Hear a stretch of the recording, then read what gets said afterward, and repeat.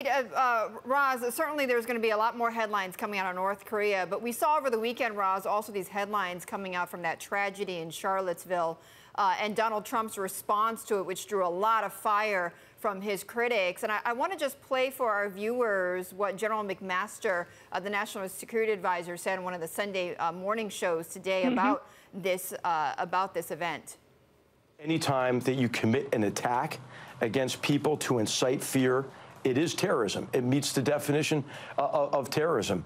But what this is, what you see here, is you see someone who is a criminal, who is committing a criminal act against fellow Americans, a criminal act that may have been motivated, and we'll see what's turned up in this investigation by this hatred and bigotry, which I mentioned we have to extinguish in our nation.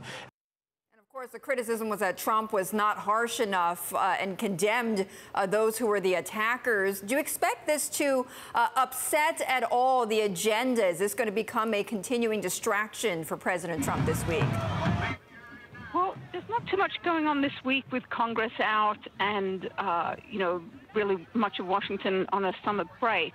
So there may not be any immediate impact. But we did see a number of Republican lawmakers who normally would be supporters of Trump, including Senator Cory Gardner from Colorado, certainly a mainline Republican, come out very critical of the president. And to the extent that he loses support from his own party, that does make his legislative goals a little bit more difficult to achieve down the line. And even Anthony Scaramucci, his kind of disgraced former communications director, came out today and said he should have said more. And I think that the issue for Trump's critics on this is that he won't say the words.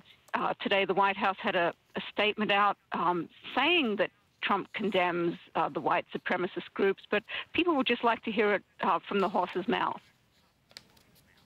Yeah, it's interesting, isn't it? Because you had a response from Hillary Clinton, you had a response from his predecessor, Barack Obama. But is there a sense that there's sort of, again, confusing messages that Trump himself is saying one thing, and then you have other people in his administration having to kind of walk back or fine-tune that message? Well, I think that's definitely not unique to this issue. It's something that we see often.